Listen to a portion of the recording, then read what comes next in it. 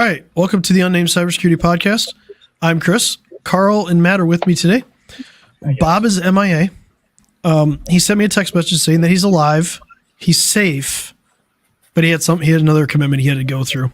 So it's AI. Bob's been taken over by AI. I just got a text saying, please send money. Did you get a QR code too? A QR code, yeah, exactly. Please send money.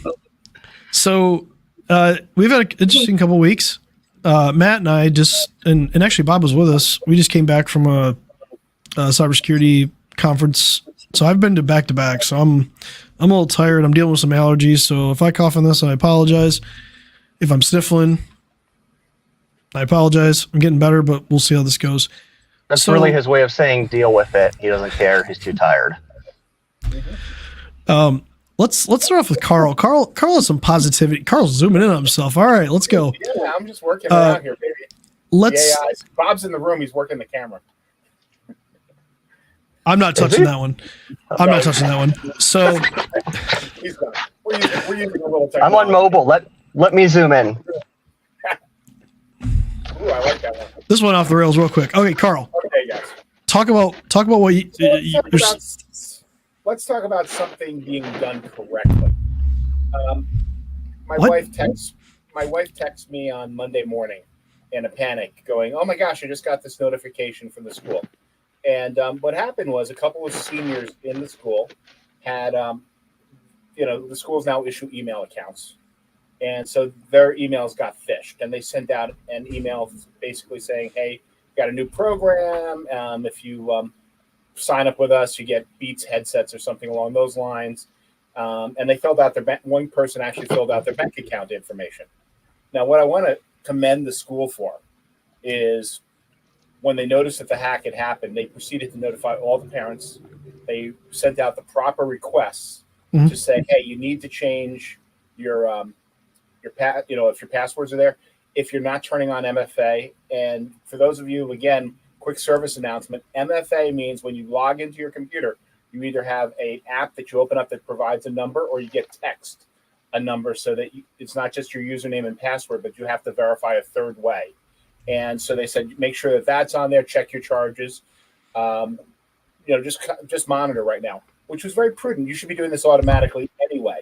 But they were just covering, their crossing their T's, dotting their I's. And that's what good notification looks like. Now, you really want to go above and beyond what you think is, okay, it was this, first of all, it was one student that did where the breach happened. They went ahead and put the wrong stuff in. But they said, let's treat it like everybody is a potential victim here. And, my kids, it was in the high school. My kids are not in high school yet.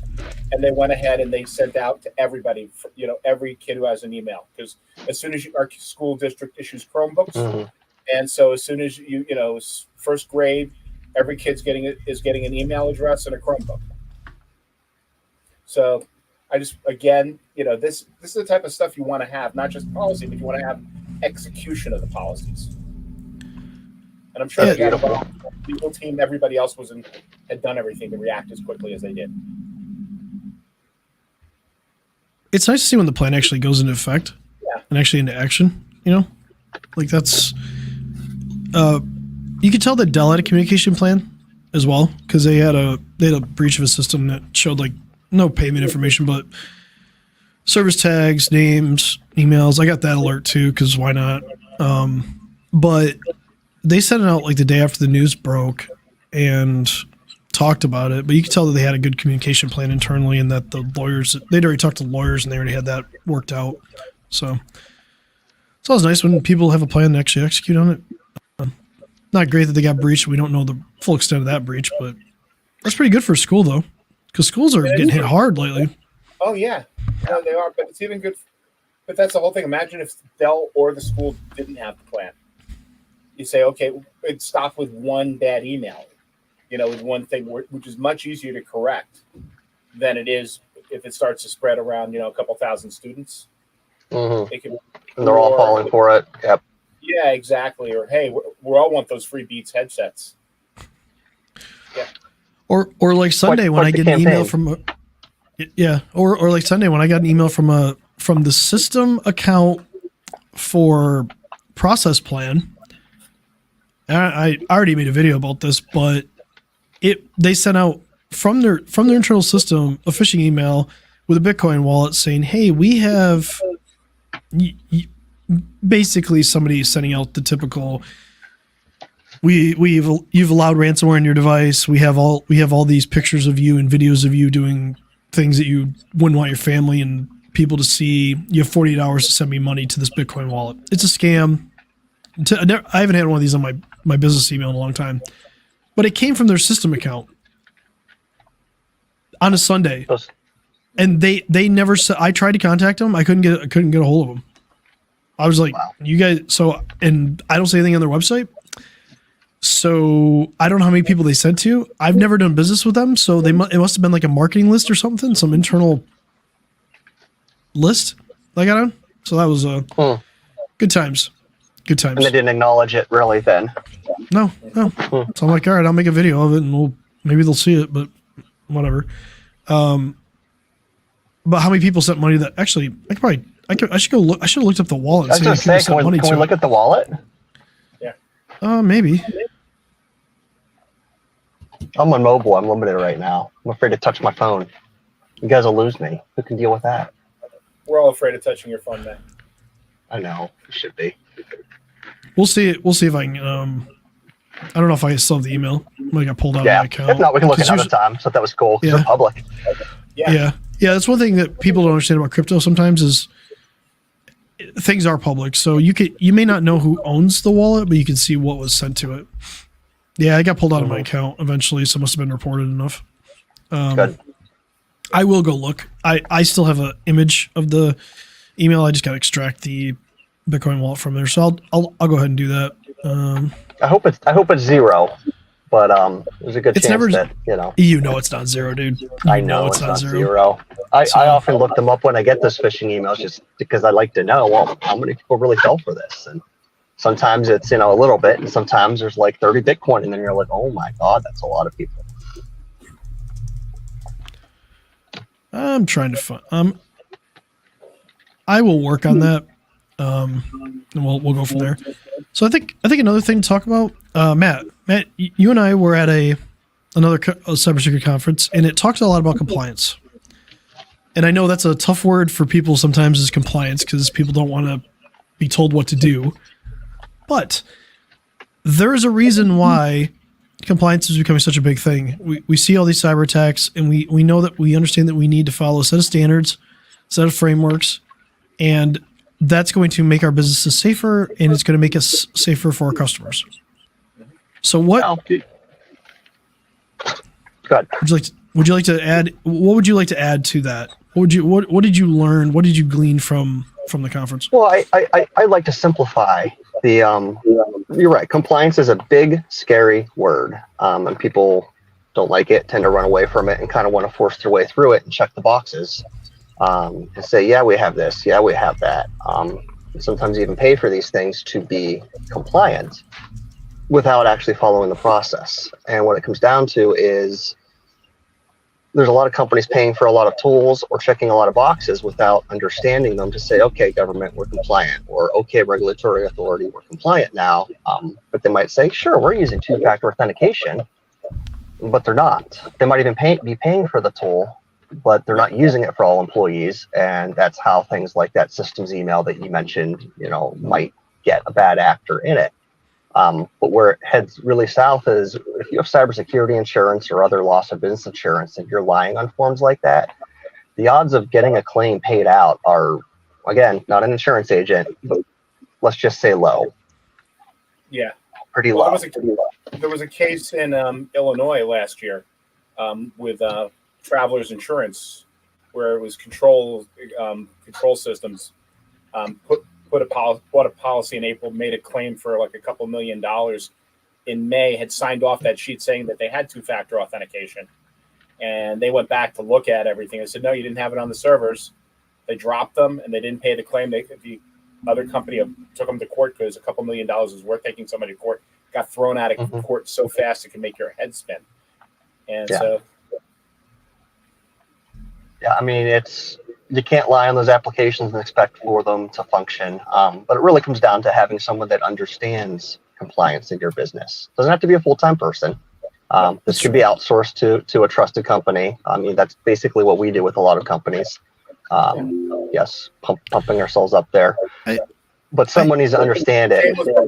Shameless promotion for all of us. We all do that. Shameless promotion for all of us, but we do what we do for a reason, and it's a very important absolutely reason. Very important, critical. You know, I wonder.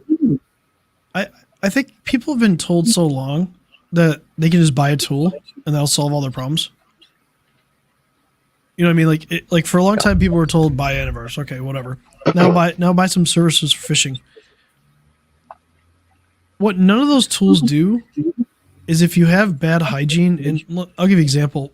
If you give people access to data they shouldn't have access to, that could be detrimental to your business, and somebody can authenticate as that user, it doesn't matter what tools you have in place. If they can authenticate, if they can get in and authenticate as that user, and they can get access to that data, that doesn't matter. And that's more of a policy. That's policies and procedures in your business. It's not necessarily about the tool. Another example would be if you have an insecure configuration, maybe they can bypass whatever tools you put on the device.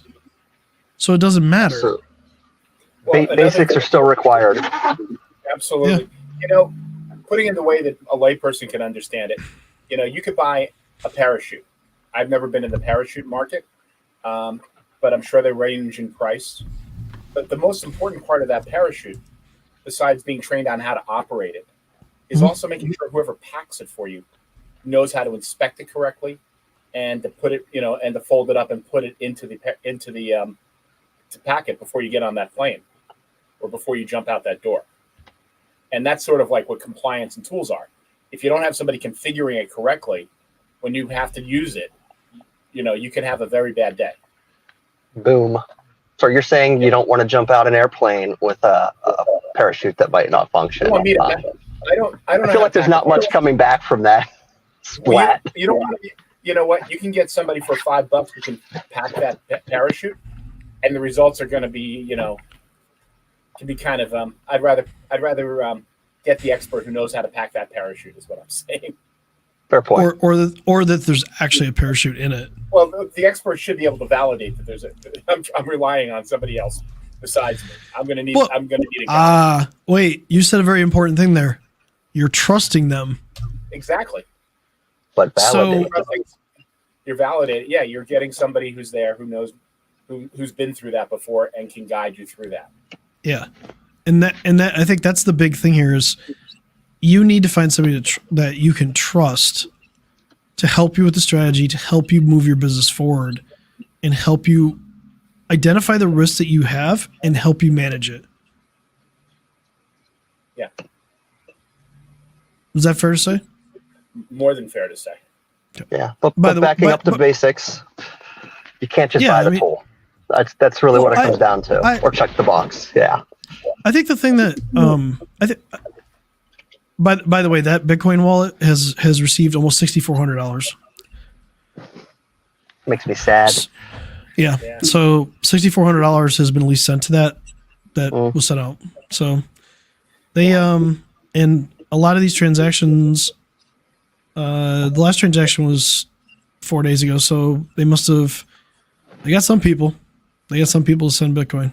So, whoops. But let's flip back to that. So you need somebody to trust you. You want to build a program for your business, right? You want to manage the risk, and this is part of what Matt and I went through. It's like how do we help people build better programs? And one of the things that we can identify is you have to start someplace. So let's talk about a house, right? Do you just go build a house without an architectural plan? I mean, if you can, good for you. I mean, I know that people used to do that, but you don't do that anymore, right? My kids will build a fort like that. It's not going to last long. I think that's the point you're trying to make. Yeah. Right. So, pigs, what are you building it out of? So, but typically you go on architectural plan, right? Let's say you're gonna build a traditional house with wood and like either a block, but it could be blocks or it could be poured, whatever. Yeah. A foundation. So you want to have an architectural plan that says, okay, in the event that maybe we have high winds, that we think that this is going to stand up. So now you have a structural engineer get involved, right? So you're trusting a lot of people to kind of help you plan for this house. So the house goes to an architect, they draw it up. I'm sure they have a structural engineer talk about like what it's going to take for the materials that need to go into this to make sure that it's right. Same thing applies to a program. We need to have a strategy, a plan, and then we have to validate that all of the stuff that we're putting into it is working. Because what if somebody builds a house and they use the wrong materials? Whereas somebody would have caught that, is what you're getting at, right? Yeah. So what happens if you didn't properly plan for the load on the roof, and you didn't use materials that can uphold that roof? What could happen? The roof could collapse at some point. Nobody wants that. That's why there's building codes. That's why there's structural engineers involved. So, to that point, we build the programs. We have a design. We need to put a foundation in, so that the house is on a good foundation. So your program's on a good foundation, and we build up from there. And you have to make sure that you're testing along the way. So for us, it's all about building the program and making sure that you're picking the right strategy, picking the right standards or frameworks to go into it, so that you're picking the right materials for your business, and then executing on it, and then testing it along the way. I wish we tested houses more often, though. Probably, because the Midwest has had some weather that's definitely been testing them more than was attended recently. But that depends on a lot of things. And also getting back to your point with an architect, somebody who's going to guide you through, because they're going to look at that whole plan and say, well, you don't need to what's the point of spending 5 times the amount on a storm window if you haven't fixed X, Y, and Z? Let's build it out correctly, because that window might be the only thing that survives that piece. But that's what a lot of people do in business. Even though it was mounted in cardboard box. In the cardboard box, but the box, and what I'm getting back to is, you could buy a good tool, but if it's not coordinated and integrated with all the other tools, it's a waste. Well, and as you build a house too, you want to hire people that actually know what they're doing, because the worst thing you could do is have somebody that's a terrible electrician come in and wire the house, right? Because now you're putting other risks in the house. Then your roof falling turns into the roof is on fire. I'm a product of the 80s and 90s, so me too. I actually met a roofer in a business development class, a contractor. Yeah. Hired a roofer and burnt the whole house down because they were putting copper tiles on, and they didn't. Did the roof survive? The copper tiles survived perfectly. So we have a plan. We have an architectural plan for the house. We know the structural engineers looked at it. We know the building codes are going to be upheld. If we didn't have any of that, and this is a lot of how people do IT. My point is, this is how people do IT. They go hire an IT company who doesn't talk to them about standards, who doesn't talk to them about like what the actual risks are in the business. They throw a bunch of tools in there, and then they're never tested. In those cases, those IT companies are just looking to see how cheap they can be, and they commoditize, because they don't even know what they're just like, but they don't know the products or the whole structure. So they'll go, I went to a trade show, and I heard from XYZ company that I can now be cybersecurity if I sell their tool at XYZ, and that doesn't make it. And this is kind of the point. An IT company that just does IT should do a really good job at IT. They can fix your printer, they can fix your computers, they can install software, they can do that. But they probably aren't going to be good at compliance. They're probably not going to be good at actual cybersecurity. They might have tools for it. And you can equate this to like a tradesperson that's going to come into your house. Are you going to hire an electrician to plumb your house? I hope not. The electrifying experience. Yeah, or vice versa. Are you going to hire a plumber who has very little? Run electric. Yeah. So you want to make sure that you're bringing in experts that know what they're doing. And this is not to slam on any other IT companies. There's a lot of companies out there that offer IT that do a really good job of the IT.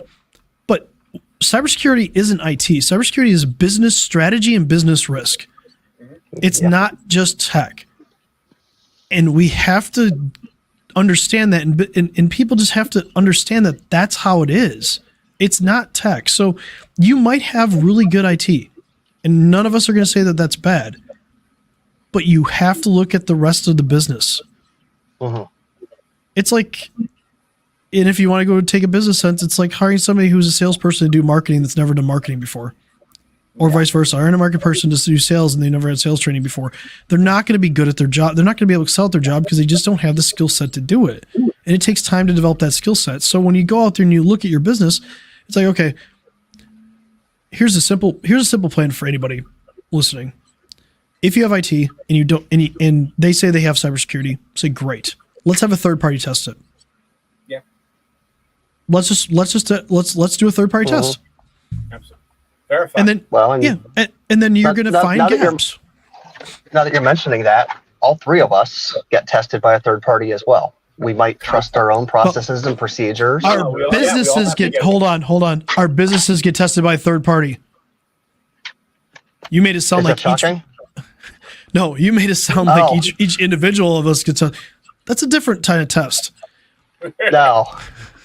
You went to a strange place, Chris. Conversations this week, right? So what he means is all of our businesses, we have a third party that looks at like what we're doing, because we all believe that there's a reason that there should be validation for programs. For cybersecurity, there should be validation by somebody outside of your company. Even a cybersecurity company should have outside validation that what they're doing is working. Absolutely. And so what we're saying is, if you have IT, that's great. Just have a third party test it. Bring in a company that can help you test it. That's not to say they have to replace your IT. Maybe you want that. Maybe you don't. But they can offer a different skill set to you. They offer you a different skill set, and sometimes it's like getting a second opinion. Yeah. How do you know? And I don't know about you, but I find that a lot of people, when we talk about IT, they really don't understand what we're talking about, because a lot of stuff is not physical. And so when you get a third party in, what they should be doing, which is what we offer, I know all three of us offer to the people who engage us, is we'll go through and we'll start to look at their people, their processes, their tools, and their plans of what they're doing, and be able to push that, look at that and give them, see where their weaknesses and their deficits are. And sometimes, every once in a while, a company will engage us. Sometimes they'll take those plans back and they'll bring it back to their original in-house. And either one is a better place to be in for the person than not to have anything at all. Yeah. Yes, sir. I can't say much better. Also, have a third party look at your cyber insurance with your agent. Absolutely. Have a second pair. Yeah. If you're because we believe in validation on everything that can blow up your business. I have a prospect meeting next week, and I got filled in a little bit this, and this is super cool. This is not good that the person doesn't have. I don't think the person has cyber insurance, but the reason they don't is because they read the actual form, and he's like, and the person was like, I don't have any of this, so why would I even try to get it? Valid point. You're wasting your money. Yeah. If you're not doing what they're asking you to do on the cyber insurance form, and you have to say, and you're, I don't want to say lying, but you're essentially lying or saying or speaking mistruths. The premium that you're putting towards it is just a waste of money. Because if you have an incident, they're not going to pay out anyway. So the point of all this is just have a third party test your stuff. Talk to somebody that's more talking about cybersecurity and the risk in the business, the strategy that the business needs, and less about the tools that are just going into it. Anybody has tools. Anybody can walk off the street and buy IT tools. Anybody. But the people that are going to excel with you are the people that can take those tools and apply business strategy to them and help you choose the right way to do business, the right way to reduce the risk in your business. And I completely forgot to talk about the North Korea story. So let's learn on the fun. Go for it if you want to. Or do you want to save it for a whole week? Next week we'll talk about there's a little bit of a problem. I'll give you a little teaser. A U.S. national was helping North Korean IT workers look like they were working inside the United States, and they infiltrated more than 300 companies. Whoops. So there's a nice little DOJ investigation and stuff like that. We'll talk more about that next week. But we It's gonna be a good appreciate one. you. Oh, it's gonna be good. I'll probably be angry at that point. I'll probably be a little bit more energy because I'm getting more sleep from the allergy part. We all love angry Chris. Any parting thoughts? You guys have any parting thoughts? All right. Hopefully next week we have Bob. We'll find him. We'll get him on here.